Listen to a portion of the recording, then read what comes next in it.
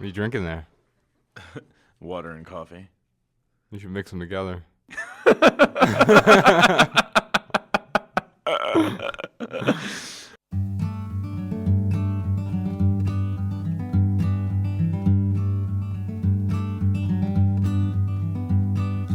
Every little thing you think that you need. Every little thing you think that you need. Every little thing that's just feeding your greed. Oh, I bet that you'd be fine without it. Hello, everybody. Welcome to the Minimalist Podcast, where we discuss what it means to live a meaningful life with less. My name is Joshua Fields Milburn. And I am Ryan Nicodemus, and together we are the Minimalists. Welcome, welcome, welcome. Yes. This is episode 52, Ryan. Today, we are going to talk about stress, and I think this will be an interesting episode. I'm looking forward to this because you and I have two totally different reactions to stress, whether it's in the workplace or just in life in general. I am generally an anxious person.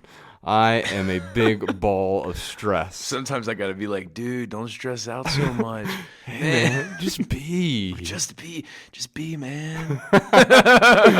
But that's fine. I wish I had that same reaction to stress. But I remember back in the corporate world, we both performed exceptionally well in the corporate world, but we both had radically different reactions to stress. Mine was a preemptive, not reaction, but I was proactive to avoid stress. I would get all the things done a month in advance and do all these things to avoid the stressful situation. But I remember, whether you were when you were in sales or you were a store manager or you were managing a bunch of business people, you'd kind of wait until the 25th day of the month to start realizing, oh man, I'm really far away from the sales quota.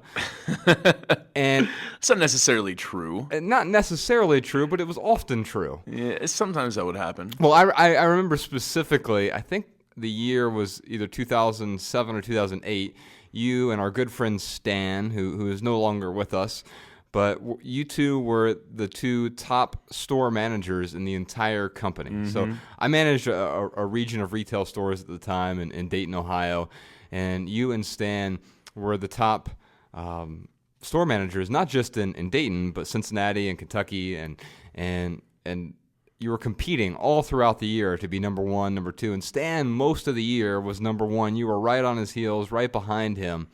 And you were never able to catch up all the way because something would happen and he would just eke it out a little bit. And whoever won that year, whoever had the best sales performance for their collection of stores was going to get a trip to Hawaii.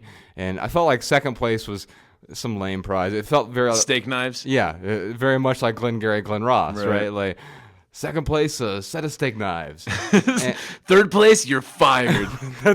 That was very much that environment. But I remember it came down to December 30th that year. I believe that was the date.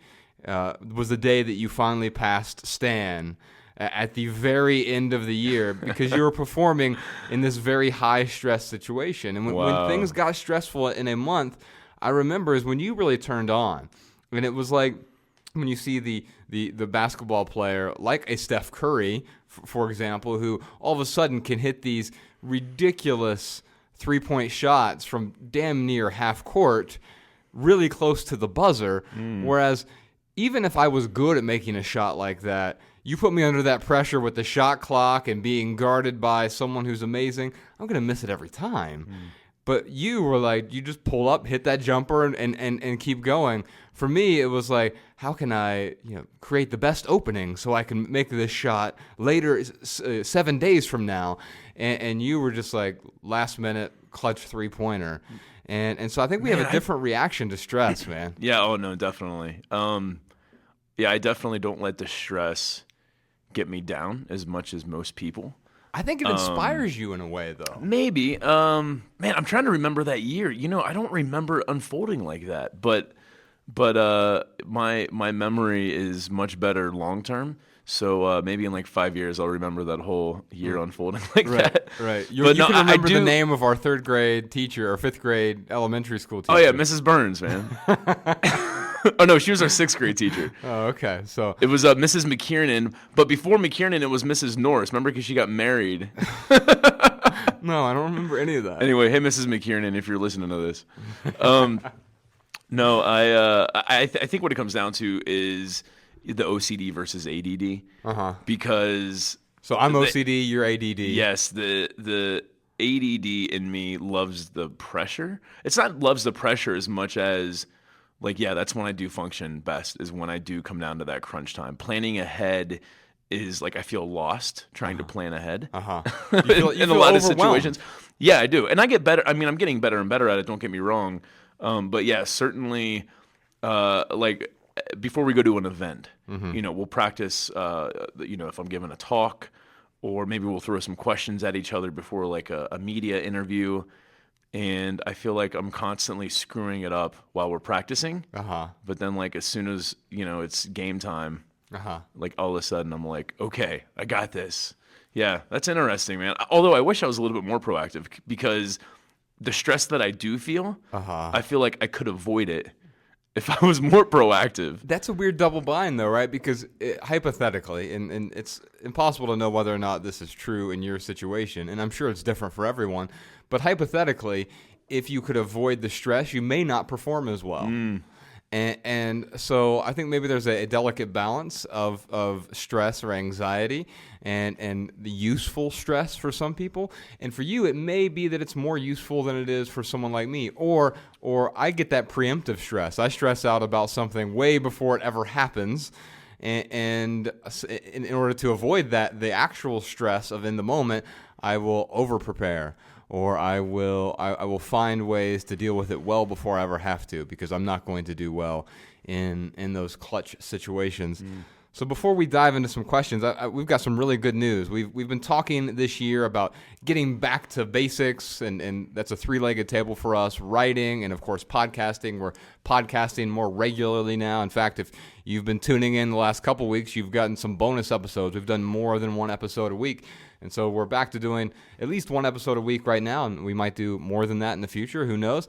But then also the third leg of that is doing some live events, some tour stops.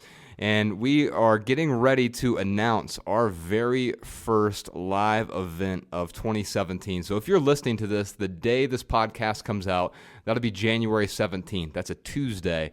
Well, that means tomorrow, which is Wednesday, January 18th, we are going to do a 36-hour pre-sale for tickets for our very first event. It's going to be the Minimalists Live in Boston, and Ryan and I are going to give a talk about minimalism, but then more important, we're going to host a live version of this podcast in front of about 1,000 people. It may even be 1,100 people at the historic Wilbur Theater in beautiful Boston, Massachusetts. Now, that 36-hour pre-sale basically means we get to give our audience the best access to the best seats in the house before they go on sale to the general public. So if you just go to theminimalists.com/tour, that's our tour page, and use the code Boston to get those pre-sale tickets. And here's the other cool news here. By doing the pre-sale, if you're anywhere in New England and you're thinking about going to this thing, whether you're in Massachusetts or New Hampshire or what else is in New England, Ryan? Vermont? That's up there, right? Maine? I don't know. All those states run together. New York. Yeah, New York. So New England, New York, New Brunswick if you're in Canada. Come on down. But if you use the code Boston over there, that means you'll have access to that 36-hour pre-sale. It starts noon on the 18th. And 100% of the profits from the pre-sale, 100% are going to go toward building an orphanage. So you're going to help out a lot of kids in this process. Plus, you get to see us live, and we're going to be dishing out hugs and hosting a live version of this podcast. We'll also give a talk and answer any questions that you have in person. We hope to see you there. Find all the details at theminimalists.com/tour. And then tickets go on sale to the general public on that Friday. That's January 20th, so anyone can sign up then. And, of course, on that same tour page, you can sign up for our email newsletter. That's where we'll notify people you'll be the first to know if you're on our email news list of any additional tour stops we do. Because if this Boston event goes well, that means, of course, we're going to do some other events throughout this year as well. We hope to come to your city and spend a night of less with you all. All right, let's jump on in. Our first question is from Steve in Massachusetts. 6 months ago, I quit my long-hours, high-stress job to pursue a more deliberate lifestyle. I work a part-time job, and I love it. It allows me to pay the rent. In my free time, I've been trying to focus on my passions and also pursue a personal business endeavor. It's not been highly successful, and at times I've found myself not enjoying the things I am passionate about as much as I did when time constraint was a factor. As a natural introvert, I'm not incredibly comfortable sharing my lifestyle choice with my close friends and family, and when I do, I found I do not really understand it. While I know there are plenty of other minimalists out there, it's not my nature to go out and find them for support in maintaining this lifestyle. So finally, my questions. What do you guys found most difficult about maintaining the minimalist lifestyle, and how have you dealt with it? How do you feel more comfortable around people who are not minimalists? And finally, and most importantly, do you guys think you would have been able to be long-term minimalists if you did not have each other as partners in crime? Steve, so that's kind of like a three-part question there. What's the most difficult part about maintaining a minimalist lifestyle? How do you feel comfortable around people who are not minimalists? And would we still be minimalists if we didn't have each other for support? Well, first I'll say, man, Steve, I wish, and anyone listening, I wish I could tell you, man, buy all our books, listen to these podcasts, watch our documentary, and you will never want to purchase anything again. That's actually what I was going to tell Steve, so you've taken my answer now. Are you telling him that's not the answer? No, that's not the answer. Man, unfortunately, there isn't like this magic bullet answer to make me stop wanting to buy stuff. I am able to control those impulses a little bit better.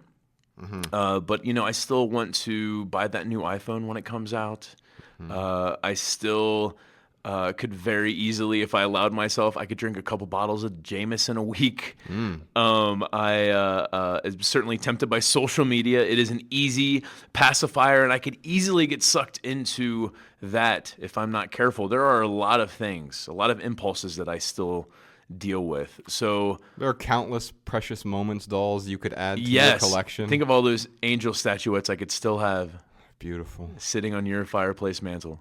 But no, I still deal with a lot of impulses. There is nothing easy about living a simple life.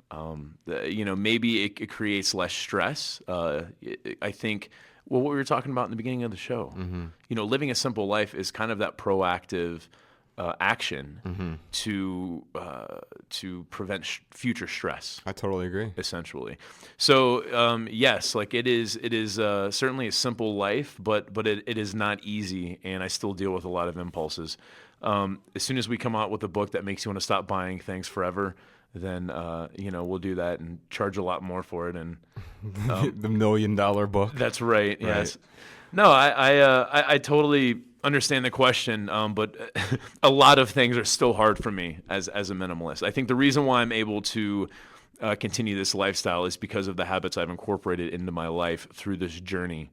But, I'm going to go to your third question. No matter what, I really like to think that I would still be interested in this philosophy in my life if it wasn't for Josh being in here, because if it wasn't for coming across this philosophy, I wouldn't be able to, live the life I want to live. And certainly, again, that doesn't mean that I live an easy life. But yes, I know that living debt-free, I'm not going to have stress 2 or 3 months from now if everything falls apart and all of a sudden I got to, figure out how to make that mortgage payment or make that car payment.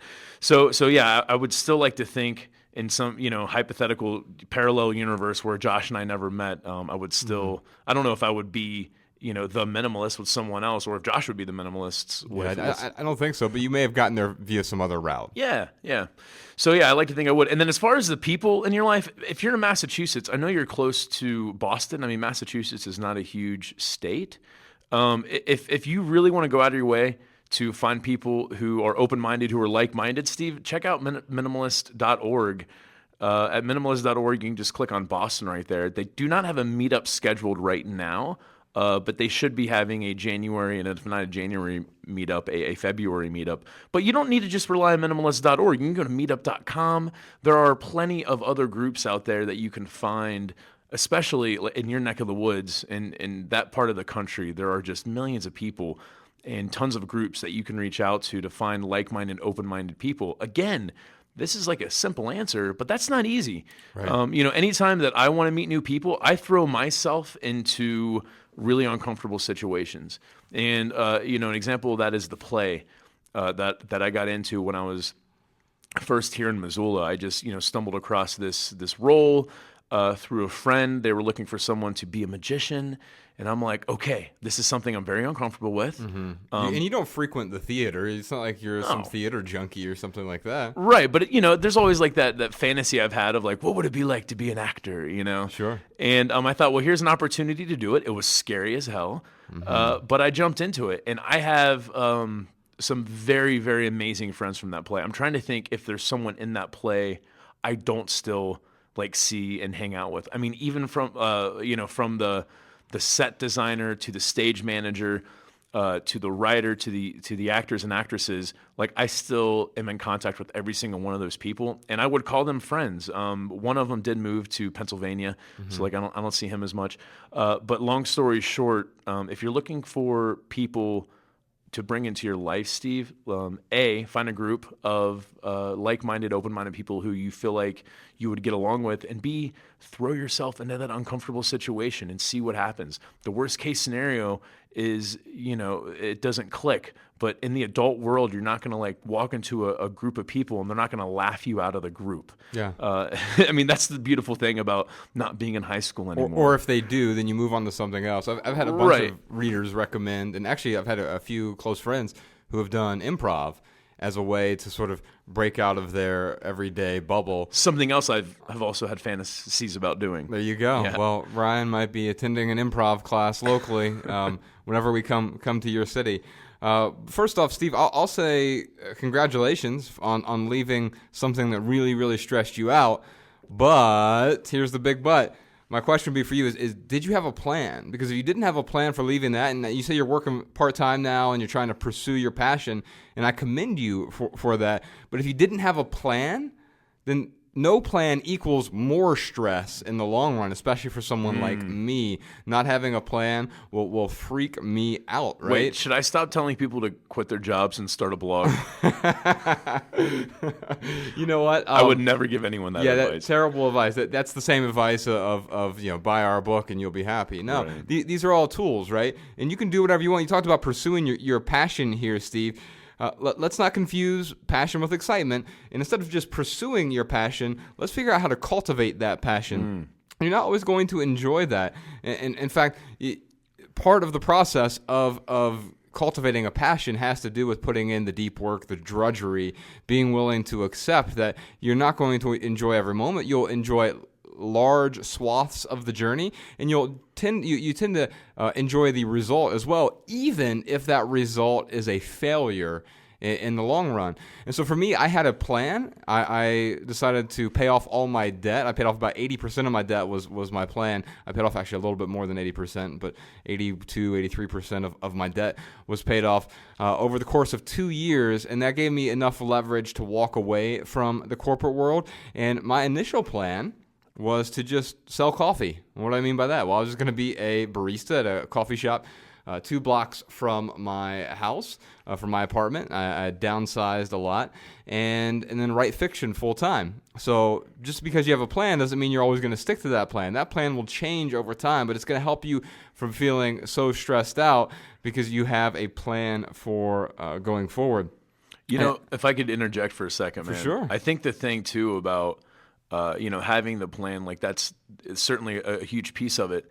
But I just want to like preface that with trying to break out of your 9-to-5 job to make a full-time living off of what you're passionate about isn't always the best plan either, though. No, absolutely not. I mean, how many times have you seen where, well, I've seen it in myself. Like if you were to ask me when we were in the corporate world, hey, Ryan, if I if someone came to me, they're like, hey, Ryan, I give you the ability for 8 hours a day, 5 days a week, 40 hours. I'm going to cut your work hours in half.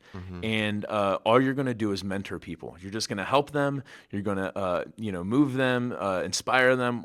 You're going to mentor them in some way and add a lot of value to their lives. And you'll get to do that for 40 hours a week. I would have said, yes, that sounds amazing. I want to do that. Right. Well, I can tell you right now, my mentoring schedule, I probably only take on about, let me do the math. At max, I will do 10 hours a week of mentoring. Because it's draining. And it's not that I don't love it. It's just that, it's like cake. I love cake. Cake. I could eat one piece of cake and it would be awesome. But if I ate the whole cake, I'd be miserable. Right. And it's the same thing with our passions. And you didn't anticipate that at first because you would have said yes. Yes, I want to do that. And I think we often don't anticipate. Like, I'm really passionate about this thing, I think, and it may not translate to doing it full time. And for me, fiction was a good example. I'm still really passionate about writing narratives. So whether it's fiction or memoirs, narrative nonfiction. But I've translated that into other things as well. I teach a writing class at howtowritebetter.org, and I help people that way, and it helps expand my own writing. I've written with you 3 different nonfiction books. I didn't anticipate doing that right away because I also knew that writing fiction full-time, I discovered over time, may not be the best path for me. I may not be able to sustain 80 hours a week of full-time passion for writing fiction, but it doesn't mean I can't take a little bit of that skill set and apply it to something else. Yeah. So a couple other things, Ryan, that I wanted to talk with Steve about is he said he's an introvert, as am I, right? And he said so he has trouble sharing or maybe I think the underlying trouble there is trouble explaining himself to other people, explaining this minimalist lifestyle to other people. And I would just tell you that you don't have to explain yourself. The people who care about you, they care about you, and they don't require an explanation. And the people who do require an explanation, they may not actually care about you. They care about this construct that they've created of you. And I found that when I walked away from the corporate world, there were people who walked away from me, right? Because I was no longer the ideal projection that they had in their head of Joshua Fields Milburn, the corporate executive managing this group of people. And so they no longer want to be associated with me. But because I then started leading a life that was congruent with my values, other people came along. I mean, I can't tell you, I'm sure you've had the same thing. How many people from 5, 6, 8, 10, 20 years ago have reached out to me, especially since the documentary came out on Netflix? Oh my God, I saw your documentary. I get random texts. Is this still your phone number? You know who reached out to me? Mark Lundahl, of all people. Really? Yeah. That's so, great. Hi, Mark. And that's someone who he was a general manager in Dayton, very, very big, executive, VP kind of level person, and our values just moved us in different directions. But the cool thing is, people come along when they realize that, what you're doing, it aligns with maybe a vision of myself that I want to become. It doesn't mean you need to go around preaching minimalism to people. That's not even what Ryan and I do. And we don't have any grandiose dreams either of trying to change the world. We want to be able to help a few people, and it's pretty cool to be able to do that, to get to be some messengers. And if it changes some few people along the way, that's great, but it's not our journey to try to change other people. It's to share a recipe that's worked well for us in hopes that it may help some other people. Steve also asked Ryan, what was the most difficult thing? For me, the most difficult was getting momentum. I was overwhelmed by stuff, by career, by stress. And so I was stressed out. And so you look at the average house that has 300,000 items in it, and you're like, how am I supposed to deal with all this? I'm overwhelmed. I don't have any momentum. And you just have to start somewhere. That could be the 30-day minimalism game. It could be just getting rid of one thing right now today. It's getting the momentum you need, because as you get more and more momentum, letting go gets easier by the day. And I'll tell you, this lifestyle is not difficult at all now. Like, what's most difficult now? Nothing. Nothing is difficult for me. Like Ryan said, it may not be easy, because easy is going with the flow. You don't always want to go with the flow. You want to swim against the stream if you want to do some meaningful work. A couple other things that Steve asked was about how do you feel comfortable around non-minimalists? 2 things for me is I avoid judging those people. It's not my place. When we go stay on the road with different readers and stuff, we go to someone's house, first thing they'll say is, well, I'm not a minimalist like you. And I'll just respond with, you know what? I don't judge. I identify. We aren't stuff shamers. Right. What is all this stuff in your house? I am so disgusted. Hey, Ryan, let's go in the other room and talk about them. Right. I mean, we would never do that. I identify with other people. And so if anything, find a way to identify with those people who may not be minimalist. You can understand them. You got to get past just the tolerating their stuff and accept them for who they are and appreciate who they are ultimately as they deal with what their own problems are. But just because you find stuff to be a problem, you don't want to project that onto them. Many people don't have any problems at all with that type of consumption, and they're okay with it. And so I don't want to judge them, because ultimately I realize that judgment is just a mirror that reflects my own insecurities. So when I'm judging someone else, I'm really just judging myself. And so the other thing I'm going to say is to balance that out a bit.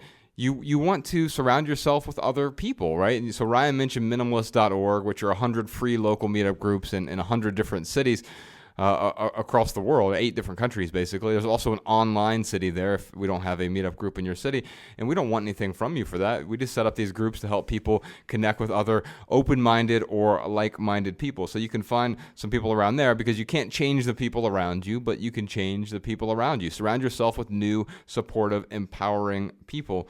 And by the way, since you are in Massachusetts, hopefully you're relatively close to Boston, Sean, if you could reach out to him, I'd love to give him a couple tickets to that Boston event that we have going on. We'll give him some of the good pre-sale tickets, and hopefully you can meet some other supportive folks there. Ryan, I know we've had just so many people who have connected at our events. It's the reason we started minimalist.org was during our 2014 tour. We were out on the road, 100 different cities. But before that, we'd go to a city and someone would say, hey, it's great. You're here for a couple hours and you answer some good questions and I feel great. I feel great about this experience. But now how do I connect with other open-minded or like-minded people? And I was like, I don't know. Have you tried OkCupid or something? Like, there wasn't a great way for me to point them in that direction. So we went on that 100-city tour. We left behind these free local meetup groups in every city in hopes that these people could connect locally, and we'll be very hands-off. We'll interact and engage occasionally online within the group, but this is an opportunity for you to meet those new people. So, Steve, we'll see you at the Boston event. Come on up, grab a hug, listen to the live podcast. Sean will reach out to you to get you those tickets. Our next question is from Tasha in Milwaukee. I am a teacher, and I used to teach 3rd grade last year, and I made the big transition to teach 8th grade this year as a literacy teacher. Currently, I have about 120 students, and there are many times, probably about twice a week or every other week, I have to grade 120 papers, and each paper is about 4 to 5 pages, and I can't do that during my workday. And, I don't know if I can go another year. It was very stressful for me. I didn't find it enjoying. I am currently on the lookout for another job.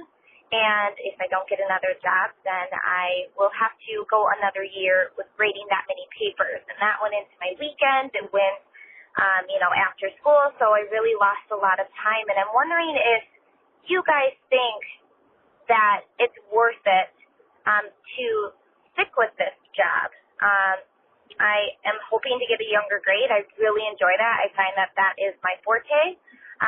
But if I don't, I'm going to have to manage it. So I guess it's kind of a 2-part question. Do you think that is a job that I should stay with?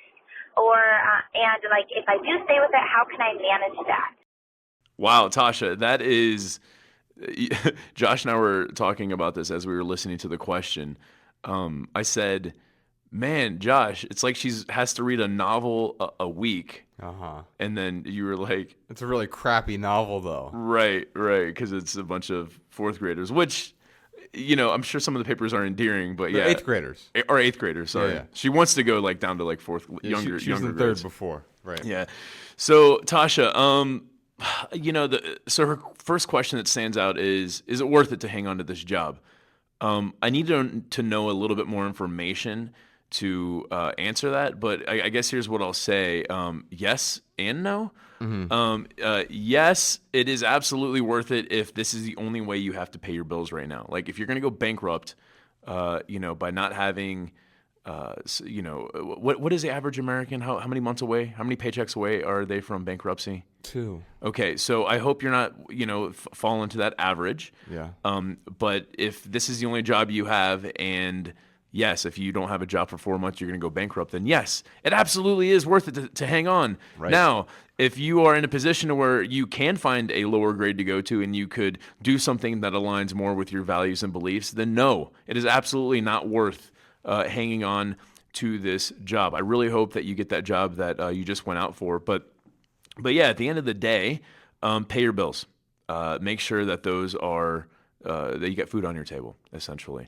And then I was going to say too, there's no harm with all the paperwork and stuff that you have. I don't think there's any harm to go to someone, a superior, your boss, or someone else who has authority, and tell them, like, hey, look, this is an unbelievable amount of work that I have to do each week, and it's not reasonable. I need to either have less students, or I need to have, someone to help assist me, or maybe if somehow we could squeeze in, a few hours a week somewhere during work hours for me to get these papers done. But I don't think that's an unreasonable ask. I know when I was managing a lot of people, I respected people who came to me and they're like, hey, my job's too hard and here's why. And sometimes I would look at them and be like, I'm sorry, this is your job.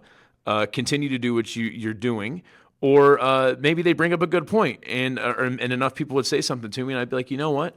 Something does need to be looked at. But I never looked down on anyone for bringing that up. I think that there are certainly those types of bosses out there.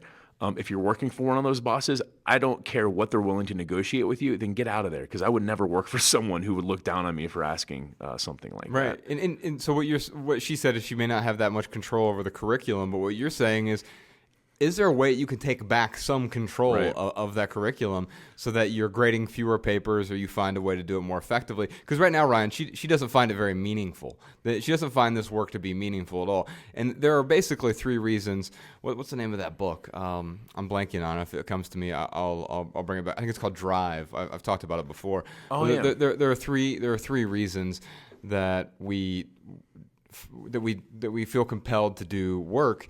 And money is generally not one of them. Now, granted, we all have to pay the bills. So if you can earn enough money to get that discussion off the table, a $5,000 raise, it may not be the deal breaker. You're not going to go take a job you absolutely hate for an extra $5,000 and leave a job that you love in order to just make a little bit extra money for whatever reason. And so there are 3 things. One is mastery. One is meaning, so purpose-driven work in some way, and the third point is, I'm feeling like Rick Perry right now. Not remember. Just keep saying Just fill the blank space with the ums. That's what I do. Department of Energy. So it is mastery, autonomy, and purpose, right? So right now you probably have mastery, although you're learning a lot more because you move from grade 3 to grade 8. So you're actually growing through that. So that's part of the mastery process. Autonomy, you're by yourself in charge of a large group of children every day. So you've got the autonomy, but you don't have the purpose in what you're doing, and you might not ever find 120 papers a week meaningful. And that's okay if everything else feels meaningful, but it doesn't seem to me like it does for you. I can talk to you about a couple different approaches. I was talking to my partner about this voicemail last night. So she used to teach at the university a health class. I know some of her students listen to this because they will tweet me occasionally, but I know she had to grade papers, not 120 papers a week, but she had to grade a lot of papers. And she said, and I don't enjoy doing this at all. How can I find a way to make this more enjoyable? She would do it in the bathtub.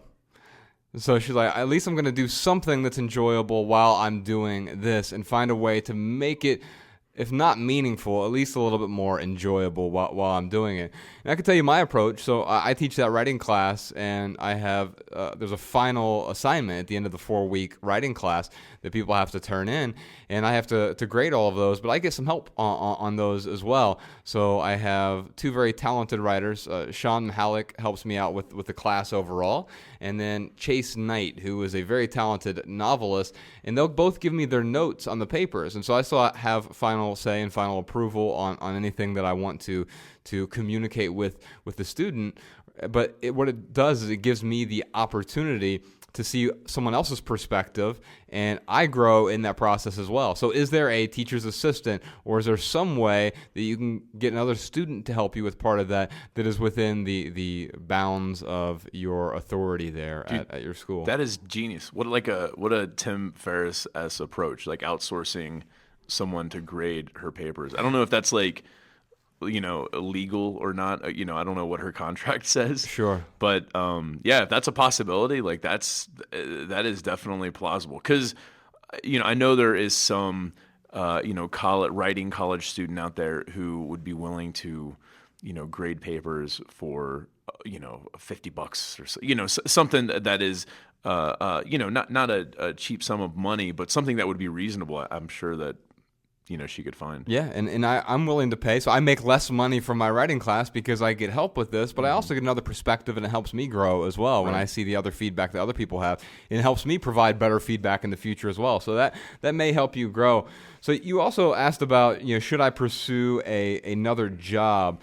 Yes, I think ultimately you need to pursue a different job. And it sounds to me like 8th grade is not the perfect fit for you. I think of my former spouse, Carrie. She is an 8th grade teacher and loves teaching 8th grade.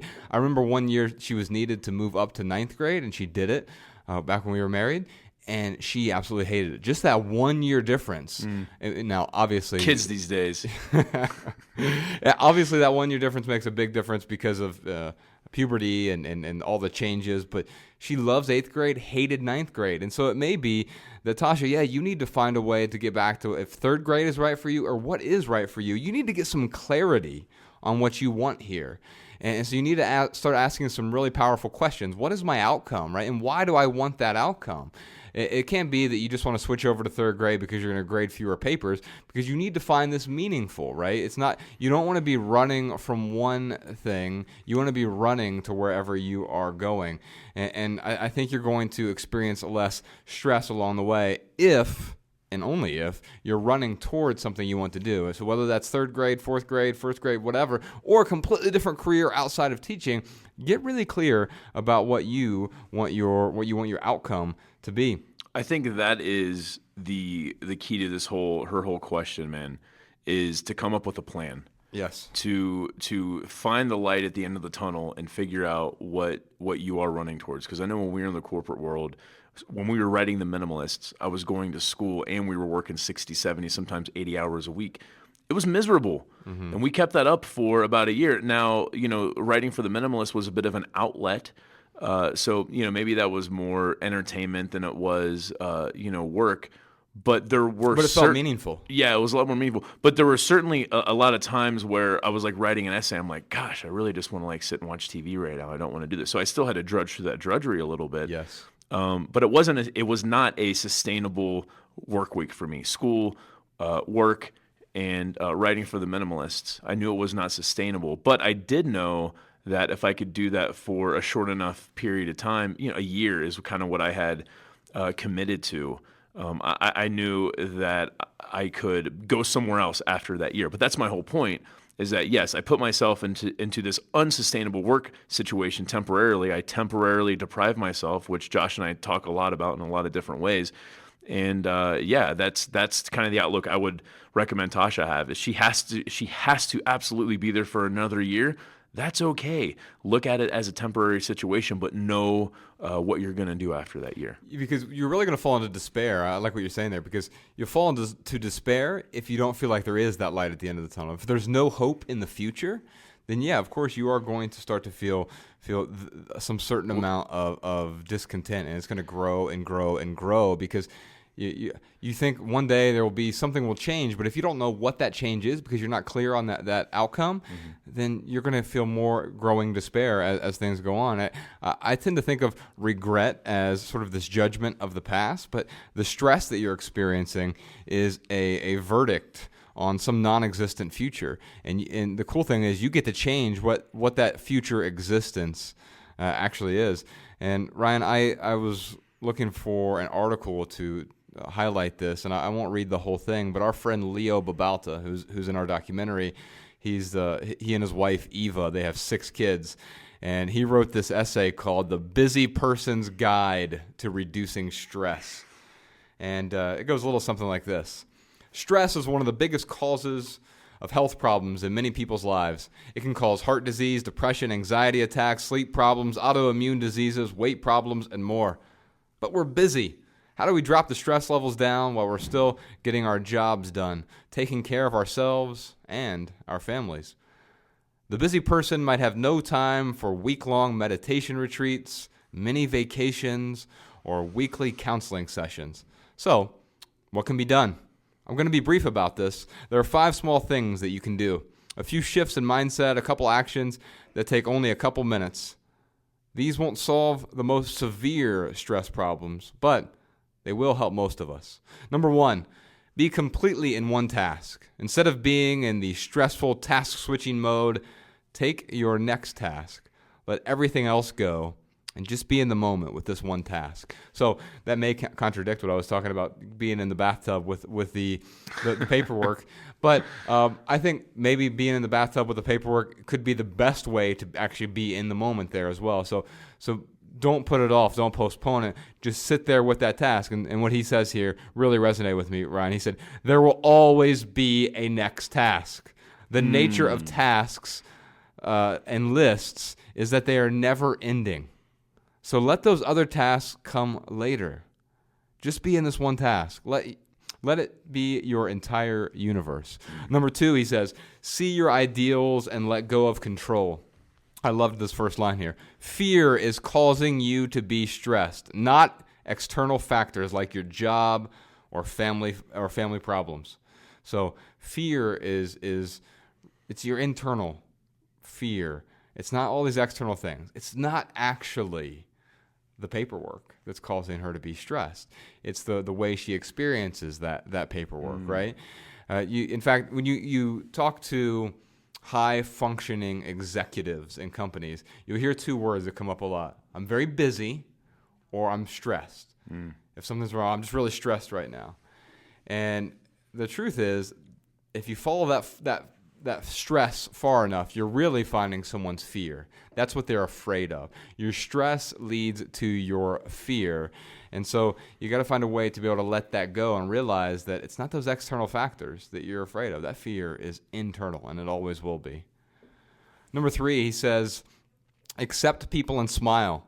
We get upset at other people because they don't meet our ideals of how they should act. Instead, try accepting them for who they are and recognize that, like you, they're imperfect and seeking happiness and struggling with finding that happiness.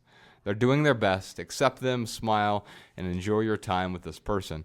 I think that would be really good advice for Steve. The last question, how do I deal with non-minimalists? Well, accept and smile.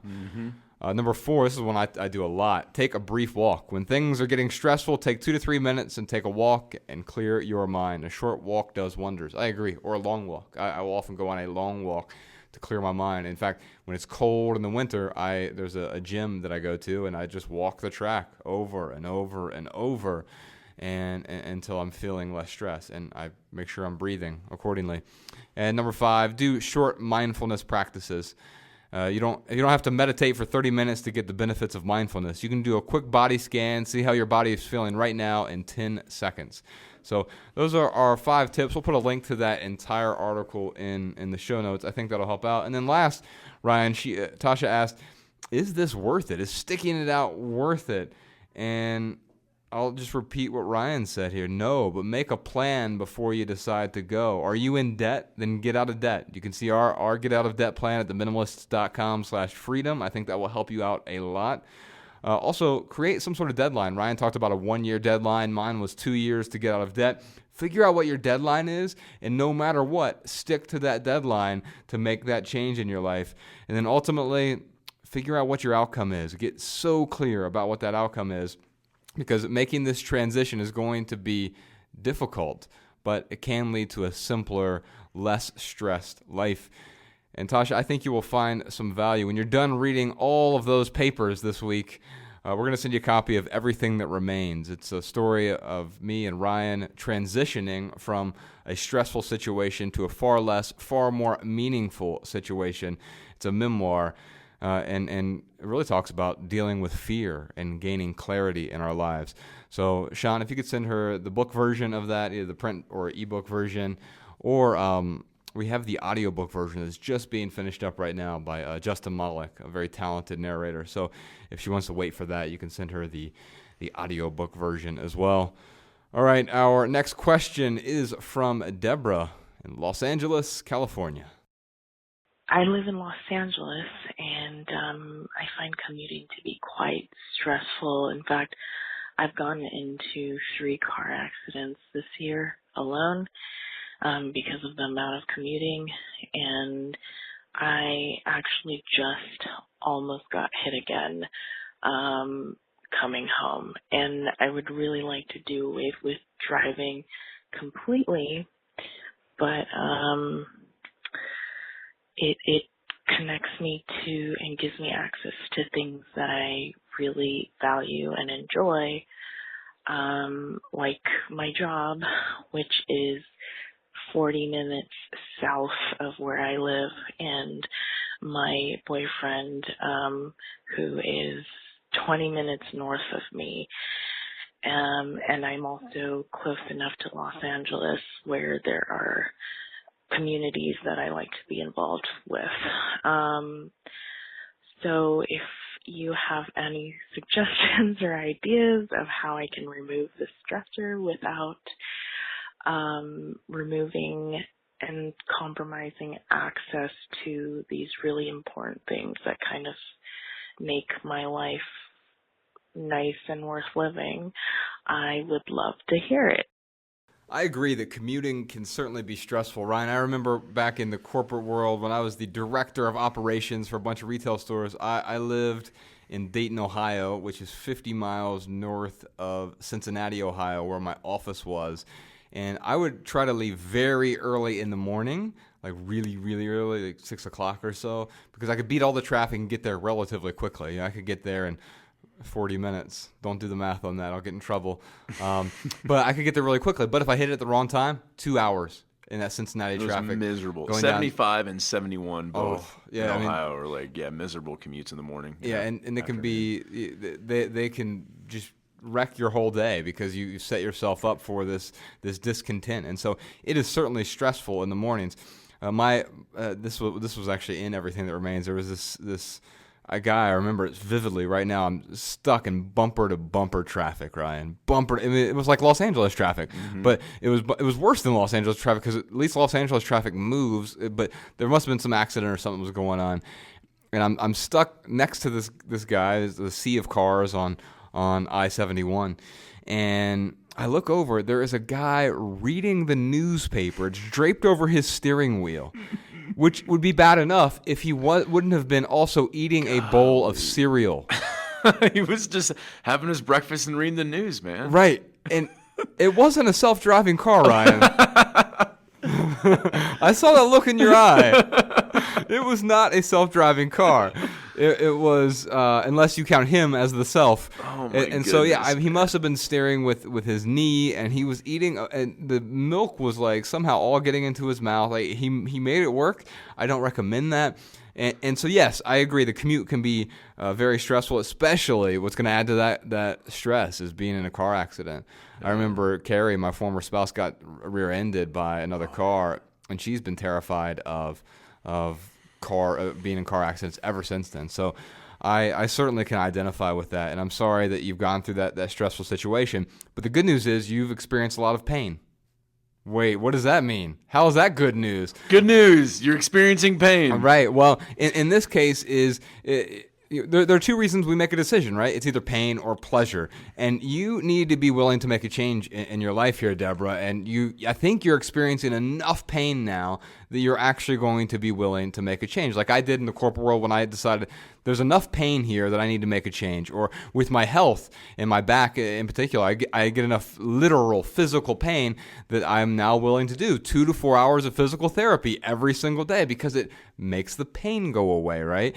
Or if we can associate enough pleasure with what's going to happen in the future, then that will also help us make a change. So for you first thing I would do if I were in your shoes, Deborah, is I would either change where I live or I change where I work. Now, live can mean moving out of Los Angeles altogether. Now, I know that you are part of a community there, and so that may not be the best recommendation, but it wouldn't be necessarily a bad recommendation either. You could try something out because the thinking that, well, there's a community here and I will lose that's a scarcity mindset. There's an infinite amount of positive experiences. And you said that there are a lot of things near where you are in the Los Angeles area that make your life worth living. But I think the truth here is that there's an infinite amount of things that make life worth living, right? You can always find a new community. Or if you just move closer to your work, which is 40 minutes south from where you are, and your boyfriend is 20 minutes north, does he really care about you? I'm assuming he does, right? He's going to be willing to make that hour trip. Maybe you convince him to commute. And if he cares about you and he understands the situation you're in and how stressful it is for you currently, he's going to go way out of his way. I know that I would travel an hour for my partner for Bex. I mean, no question. It wouldn't be any problem. I would definitely travel an hour for her. I mean, I'm in Missoula, Montana right now because she is here in Missoula, Montana. And so I'm willing to do that for my partner, and if he wants to be supportive for you, he can certainly do the same. And of course, there are alternate forms of transportation. The good news in Los Angeles is the city has been growing like crazy, but the transport, the public transit there has expanded and is expanding significantly right now. I mean, all the stuff that's being built with the subway system there, the new line that just opened up to Santa Monica. I don't know exactly where you are, Deborah, but there's a whole bunch of public transit that you can take. And then also Uber is an option for you as well when you want to get to these different community events. You can outsource that stress to someone else, and hopefully that'll be a less stressful situation for you, especially as public transit continues to get better in that city, which you'll be able to use. And so I think those are a few good places for you to start. You can either change where you live or you change where you work. You can take some public transit. You can convince your boyfriend to drive a little bit farther if you move farther away. Or you can get out of Los Angeles altogether and see what happens. Go on a new adventure. That one may not be the best recommendation for someone who is uncomfortable with change or uncomfortable with variety. But when I feel a little bit of discomfort, and it's the good kind of discomfort, not true physical pain, that tells me I'm growing in some way. Those are growing pains. And so maybe that discomfort is actually a growing pain. Yeah, I think the only thing I would add to that is the other driving options, like maybe carpooling. I don't know if there's some kind of carpooling option to head down to your work or get you at least close enough to your work to where you can walk or a coworker can pick you up. But I know that carpooling is like very popular in LA. I don't know if there's like a direct route to your work or not, but you might want to look into that. And then also, is there a coworker that lives close to you downtown in LA that you could hop a ride with? That might be something you could ask someone for support. Just is there any other way that your boyfriend can help you out, whether that's making a longer commute for you or whatever it may be. It's okay to ask for help in this situation. I'll tell you, man, I have mentoring clients in New York City, and a lot of the times they will, they're looking for a balance between like, what do I do for a living to pay the bills? It's really expensive to live here. What I'm doing is requiring too much of me, but it's the only way I can pay the bills in New York City. And, to that I say, I can let me preface it with this. I can never live in New York City because, living in Missoula, Montana, I can, live off of a decent salary and not stress about paying my bills every single month. If I lived in New York City, I would be apartment poor. And at the end of the day, when I will say that to, a mentoring client, like, you live in New York City, this is kind of the situation you're in. It's the same thing with LA. It's high prices.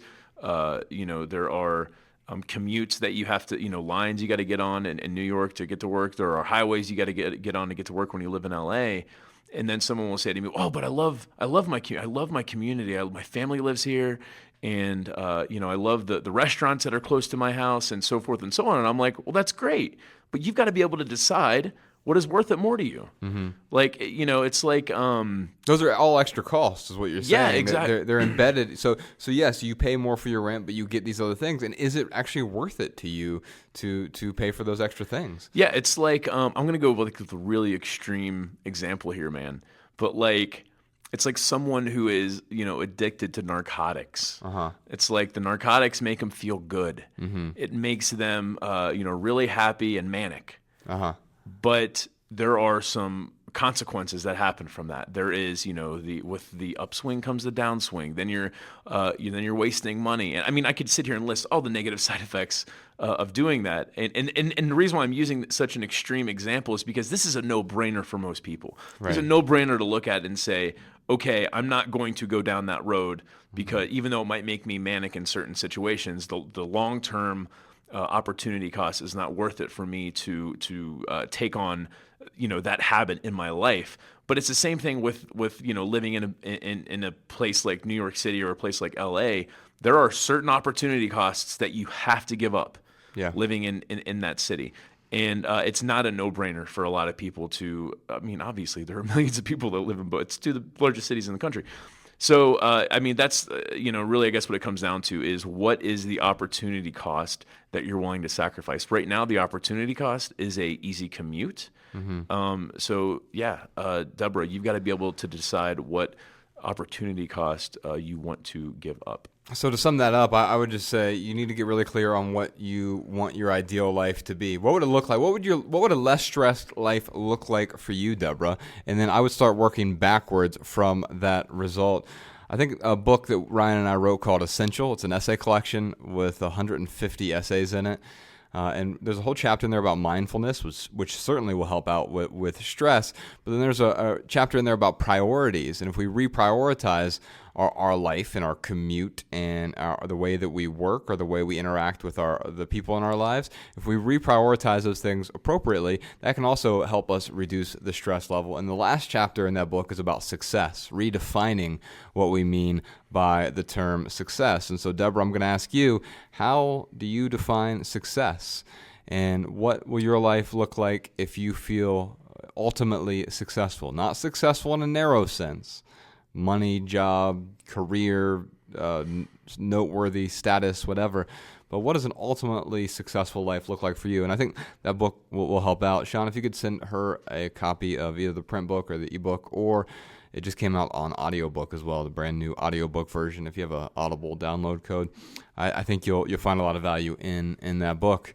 Well, of course, if you have a comment or a question for any of the people that we talked to today, I'd love to hear what you have to say. So you can give us a call, 406-219-7839. You can include any minimalism tips that you have, and if we'll air off some of our favorite comments and tips on the next episode. And here's a tip for you. Write down your message before you call. It will help you articulate your point and radically increase your chance of making it onto the show. All right. Let's move on to our hashtag Ask the Minimalists lightning round, where we answer questions from social media. We're on Twitter and Instagram at The Minimalists and Facebook.com/The Minimalists. During this lightning round, Ryan and I do our best to answer each question with just a short, shareable, less than 140 character response. We also put the text to these minimal maxims in the show notes so that you can copy and share our pithy answers on social media if you'd like. Our first question is from Steve. Do you ever wonder whether the questions you receive are from people using you to make their decisions instead of asking for advice? Ryan, if I could give a really short answer to this, but it wouldn't be as tweetable. My short answer would just be no. That's what I was going to put down too. No, I mean, and so here's my longer short answer. Or is it my shorter long answer? I don't know. Here's my longer short answer, Ryan. For more meaningful interactions, I avoid questioning other people's intentions. And I think that's really important here. like I said earlier, we're not trying to change the world or put a dent in the universe or any of these other cliche, trite, stock phrases that you'll hear on successory posters or business meetings. But I do want to share something that has worked for me, and if other people get value from it, great. If other people don't get value from it, that's okay. Move on, please. I don't want to pretend that other people are looking for me to be a scapegoat to answer and make their decisions for them. If we can help them make a decision, great. I'm all for that. But no, I'm not going to question their intentions. Dude, that's probably some of the best advice you've ever given me, man, is to not question other people's intentions. Because I remember just having difficulties and feeling uncomfortable just talking to strangers. I mean, this was, 10, 12 years ago or something. But I remember talking to you about it. And I remember you were like, dude, I think you're questioning people's intentions too much. Mm-hmm. And the problem when you do that is, well, A, you're not listening to the person. Instead, like you've got this internal dialogue that's going on. You're projecting what they're thinking onto you, right? Yeah. And then B, you're not able to be yourself when you're questioning intentions because you're not being who you are as much as reacting to what you think is going on in their brains. You're being the self that you think they envision. Yes, oh exactly. Oh my goodness, what a downward spiral, right? Yeah. So that's some of the best advice you've ever given me, man. And that is something that I still struggle with. I mean, not nearly as much, but anytime that comes up, I'm like, dude, why are you questioning this person's intent right now? Like, just be yourself. This person is cool until they prove otherwise. Yeah. Anyway, all right, here, my short answer is no, also. So my tweetable answer, I guess, would be being a role model for others is one of the biggest honors. So I really don't care if people are doing exactly what we say. I hope they're not, because, to repeat my recipe or to repeat Josh's recipe exactly it's not plausible. But even if people are still doing that, I find it a huge compliment, and I'm so happy to be able to be a role model for others. Our next question is from Adam. How does ambient clutter influence our baseline stress levels day to day? So my short answer to this is it's a pretty simple one. Material clutter is a physical manifestation of what's going on inside us.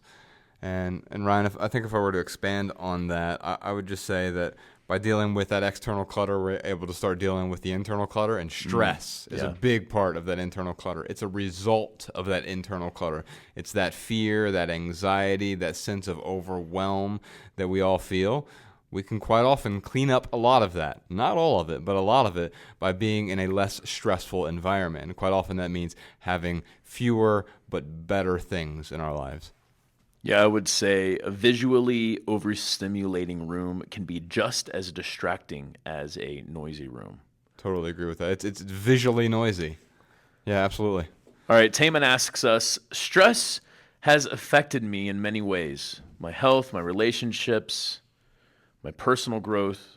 Getting rid of stress is one of the reasons why I started my path towards minimalism. I guess my question is a minimalist stress-free? Man, minimalism. Here's my.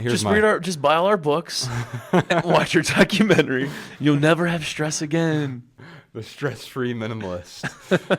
No, I mean, again, as I started the show, I am a ball of stress, but minimalism has helped me manage my stress. I mean, people at work started coming up to me when I first embraced minimalism, or a few months in, and said, "You seem less stressed, or you seem so much calmer, and you seem so much nicer to me. What is going on with you?"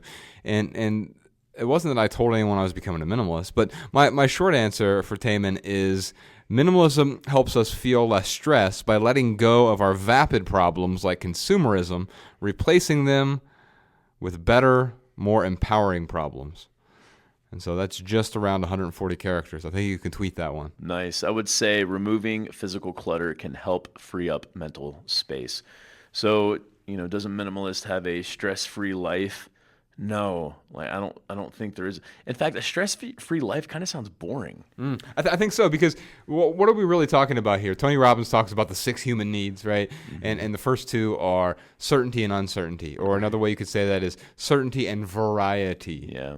And so some of us get stressed or have fear because there's too much variety going on in our lives. Like there's too much chaos, and that level of chaos is different for each of us. I mean, Ryan, you are a snowboarder, and so you going down a hill at whatever that is, 1,000 miles an hour. At least I clocked myself the other day. The approximate speed, and so if you're going down that hill, you want more uncertainty than I do because you don't feel it. It doesn't translate as uncertainty as quickly to you. Your threshold for that uncertainty, especially with that particular task, is going to be much higher.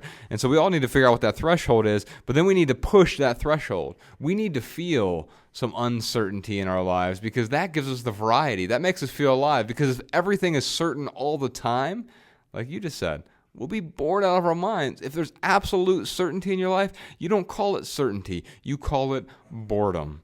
And so we need that balance. It's this weird, delicate balance of certainty versus variety that we all need in our lives if we want it to feel exciting, but also have enough certainty in our lives that we don't feel like it's total overwhelm, chaos, and stress. Shona wants to know, what are some of your favorite tools and tips to decrease stress and anxiety in your day-to-day lives? For me, it's 2 words. Just breathe. I thought you were going to say Justin Bieber. Justin Bieber. No, I mean, I liked his last album a little bit, man. No, it was good. And he's got a song on Post Don't tell anyone, though. Post Malone's new album is so good, and I talked about this already, and it's total juvenilia. But that tells me how good the music is, because if I actually listen to the lyrics, I'm like hearing him talk about his $200,000 diamond or something, and I'm like, God, how terrible is that? But the music's so good, I'm able to ignore that. Anyway, tangent. What do I do when I'm stressed? I don't listen to Justin Bieber. I just breathe. And there's a few methods that I recommend. One that has really helped me out recently is Wim Hof's method. He's called the Iceman. He has a documentary. I think you can find it on, it's like on Vimeo or something. We'll put a link to it in the show notes, hopefully, if Sean can track that one down. But he has this method of breathing that I will use if I don't have time to meditate. What Leo was talking about earlier, taking a few moments to scan your body. But for me, I will do this 10 deep breath thing where he takes this deep breath. Ryan, you want to try this with me right now? Let's do it. While we're on the podcast. So what we're going to do, we'll step back a little bit from the mic. I'm gonna breathe in as deeply as I can within 3 seconds. And then I'm going to hold it for 10 seconds and then slowly release, okay? Okay. All right, here we go. 1, 2, 3, go.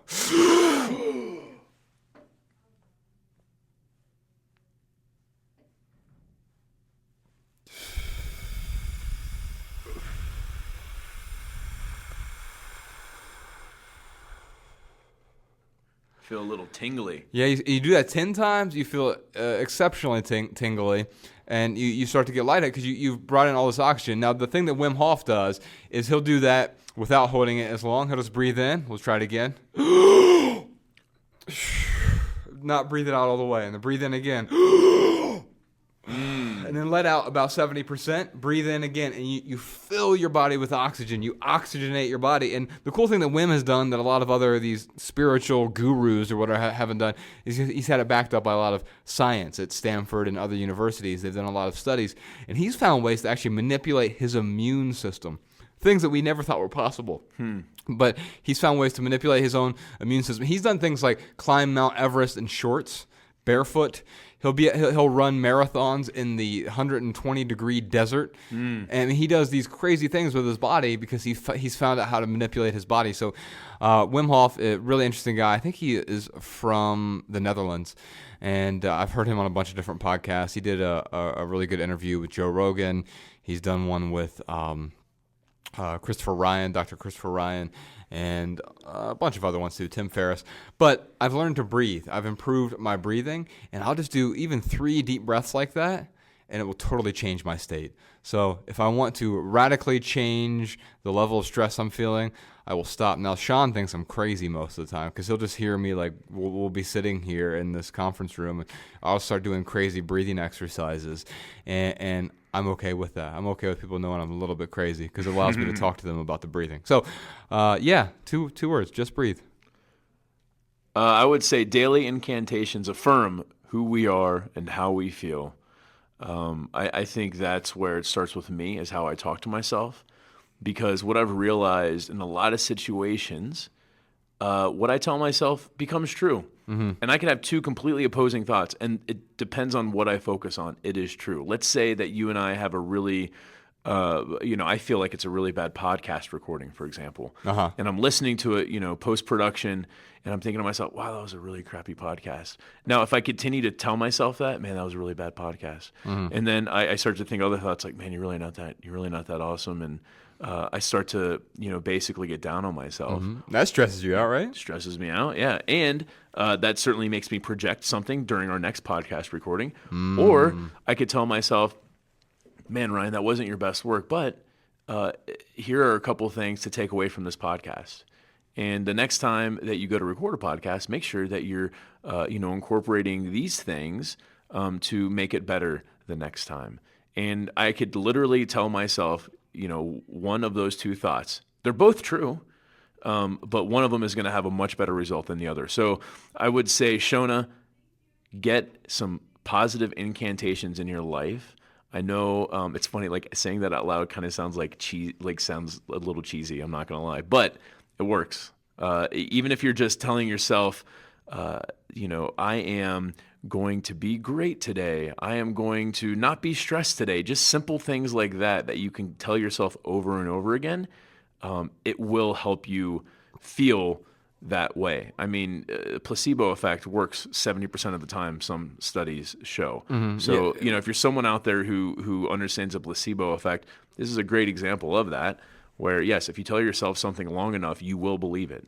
Yeah, well, so there's the old adage, right? Wherever focus goes, energy flows, right? And so, like you said, and you talked about positive incantations, and then you said, I will not be stressed today. I would just flip that around and say, I will be calm today, or I am calm. And if you say that repeatedly, you've incanted that, you're going to start to believe that calmness, and that is going to lead to being more calm. So positive incantations are a great way. The language that we use determines what we focus on, and what we focus on determines how we're going to spend our days. And are we going to be stressed, or are we going to be excited? By the way, those have the same exact physiology. If you're really, really stressed, you start to get the sweaty palms and the heart palpitations, and you start to... feeling in your stomach. Yeah, you get those butterflies in your stomach. You might start pacing around. But you also do all of those things when you get excited. So your body has a difficult time distinguishing between excited and stressed. So sometimes when you're stressed, maybe you're actually just excited and you don't realize that yet. All right, let's move on to our added value portion of the show. This is where we each recommend something that has added value to our lives recently. I've got 3 things here today. I've been listening to an album over the weekend. Bex and I spent a weekend alone together, and we listened to this album a lot. This gal's name is Rayleigh Nicole, and her album is called Answers. And I heard about it on a whim. She tweeted out about our documentary and said, I just really love this, or maybe I think it was actually on Instagram, and posted some sort of image about it. And I said, hey, thanks for doing that. She goes, hey, I think the last song on my album, Answers, will really resonate with you. And there was a line in there that actually, when we were talking earlier, Ryan, we were talking to Tasha about her job and it's stressing her out.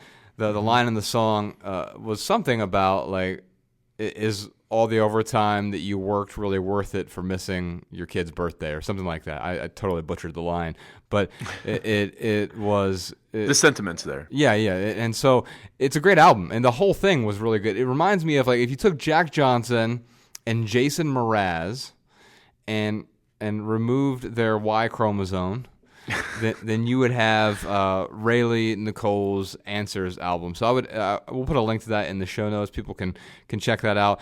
Also, this weekend I watched one thing on television. It was a stand-up comedy special from Tom Segura. It's called Mostly Stories, and Bex and I, especially Bex, were just cracking up. And Becca has just the best smile, and so it was totally worth it for me.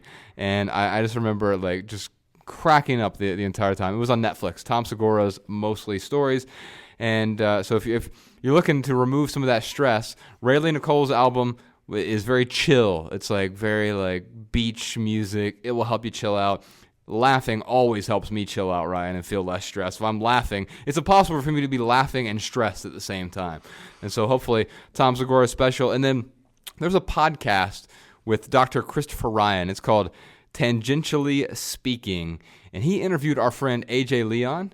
So AJ, most of you know him as the former Wall Street broker in the documentary Minimalism that we put together, and he's there at sort of the apex or the climax of the documentary, and he has just some beautiful lines. If you want to hear his whole story, I had no idea. You know, his father was a drug runner. He sold kilos of cocaine. Whose? AJ's father. Oh, yeah. Really? Yeah. I mean, Wow. He had this crazy childhood and really went up against a whole bunch of different odds and then beat all those odds and became very successful in finance on Wall Street and got the huge corner office promotion and was miserable with it and decided to walk away from that with essentially nothing. But he knew just he and his wife could find a way to make it work. And what he did is he traded website design for bagels and places to stay as he traveled the world. And now he does amazing things. He has a team of 35 people, his company does, and they are what he calls a socialist enterprise. He doesn't believe in socialism. He believes in taking capitalist principles and applying them to social good. So he has businesses that make a lot of money, and he takes all of the profits from those businesses and funnels it back into these nonprofits that he started and has done so many amazing things for amazing people. We've worked together before to fund schools in Africa and to help people with surgeries in India and a bunch of different things. And so he finds ways to make money so he can take that money instead of spending it on himself or giving it to himself. In fact, he makes less money than all of his employees. He does that intentionally so that he can build the world that he wants to help. So we'll put a link to that in the show notes. It's called Tangentially Speaking with Dr. Christopher Ryan, and it's with our friend AJ Leon. Yeah, AJ is one of the hardest working philanthropists that I know of. Yeah, and he's on the road 290 days a year, I believe. Yeah. And he and his wife and their whole team over at Misfit is the name of their company. They're really great. We'll put a link to that podcast episode. I know a lot of people. I sent that out yesterday to some friends who may not necessarily get the whole minimalist thing, but this is a totally different approach. And he's an ultra minimalist. You know, he walked away from that corporate world, and he had a bunch of stuff in storage lockers. He just told them to keep it.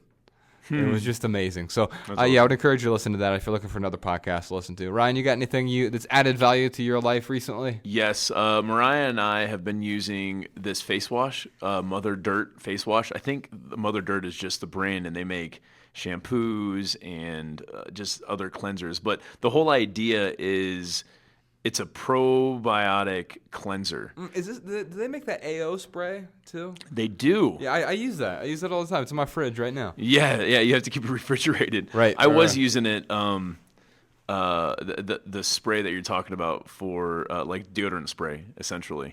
And I still just prefer to like wear no deodorant at all. It didn't really do all that much for me, but I love the concept behind it all, where it's like there are this microbiome on our skin that when we take something to it like a cast-style soap or something, a heavy wash. Something harsh like antibacterial soap. Exactly. It takes all of that microbiome off of our skin. Right. And we need some of that to like have healthy skin. Yes. So essentially what they do is it's a probiotic wash essentially that gets rid of the bad bacteria but leaves some of the good bacteria on there. Right. And what I've noticed specifically with the face wash is my face is a little bit less dry. Yeah, I don't have to like put oil in my beard as much.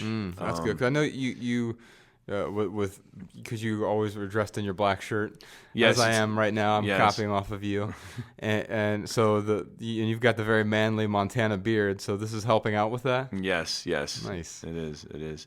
But yeah, that's my recommendation this week. Yeah, let's move on then. Thank you for that recommendation. We'll move on to right here, right now. This is where we talk about what's going on in the lives of the minimalists. So I already mentioned this early on, but we're coming to Boston. We're coming to Boston on that's April 15th that we'll be there, but tickets go on sale tomorrow, January 18th. They go on a pre-sale.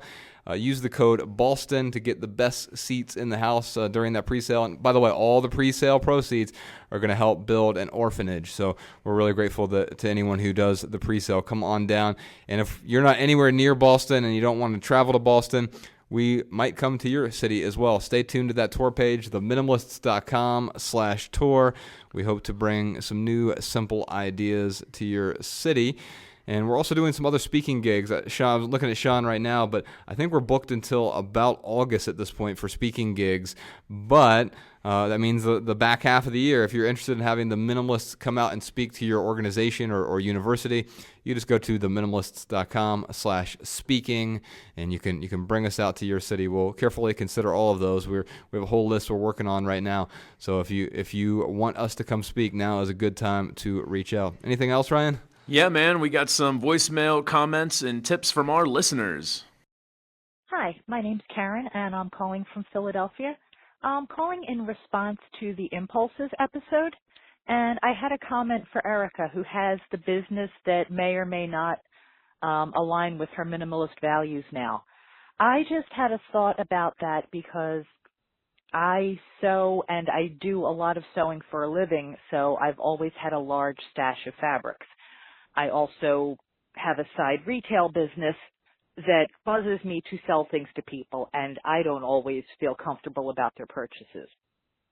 It sounds like her business is some sort of a craft or yarn store, and I thought it might be a good way to at least partially transition to start doing events either at the store or at another location, put up a sign to her customers, hey, is your yarn stash getting overwhelming? Come join me and your other customers and knit for a good cause. Make something for the homeless, make things to donate to refugees, do something that will use up some of that stash, make people feel good about what they're doing with it, and also get together as a community.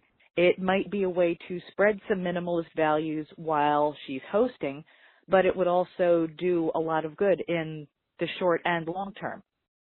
Hi, my name is Cody from Owyhee, Nevada. I'm responding to episode 46 called Let Go. You were talking about social media and particularly scrolling through Facebook, how it brings discontent and is essentially a waste of time. My solution to that is that I have unfollowed all of my, quote, friends and groups. This makes my newsfeed completely empty and clean and keeps me from scrolling mindlessly to see what people are up to. Some people might think of this as being a bit extreme, but I find that it allows me to be more deliberate in my use of Facebook. If I'm thinking about someone in particular, I can go directly to their profile and see what they are up to, or I can send them a message and actually talk with them. Another thing I do to minimize Facebook is that I try to keep my friends list below 150 people. Studies have shown that the human mind cannot keep track of more than 150 relationships. If you have more than 150, chances are there are people on your list that you don't know or remember. Either way, they are probably not adding value to your life and are not worth cluttering up your social media. All right, y'all, that's it for this episode. If you have a question for the minimalists, give us a call, 406-219-7839. And if you leave here with just one message, we hope it's this: love people and use things, because the opposite never works. Thanks for listening, y'all. See you next time.